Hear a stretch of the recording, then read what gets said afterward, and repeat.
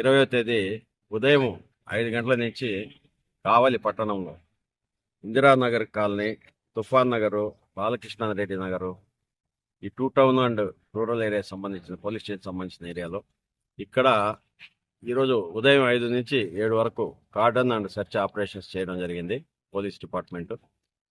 ఇందులో మొత్తంగా 88 మంది పోలీసులు పాల్గొన్నారు.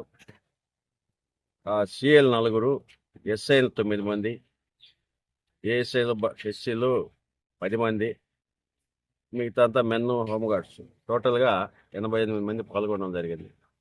దీన్ని 13 పార్టీలుగా ఏర్పాటు చేసుకుని మేము ప్రతి ఇల్లు కూడా సెర్చ్ చేయడం జరిగింది. ఇంట్లో ఏమన్నా మత్తు పదార్థాలు కానీ, ఇల్లీగల్ ఆరాక్ కానీ, సారాయి కానీ, గంజాయి కానీ ఇంకేమన్నా దొరుకుతాయని కూడా సెర్చ్ చేశాము. కొత్త వ్యక్తులు ఎవరన్నా కూడా ఉండాలని చెప్పి కూడా సర్వ్ చేశాము. తర్వాత వెహికల్స్కి సంబంధించి ఆర్సీలు అన్నీ ఉన్నాయా లేదా సర్టిఫికెట్స్ చూసాము. ఈ సందర్భంగా 40 2 వీలర్స్, 40 బైకులు సీజ్ చేయడం జరిగింది. ఒక 4 ఆటోలు రికార్డ్స్ లేకుండా మనకి పట్టుబడినాయి.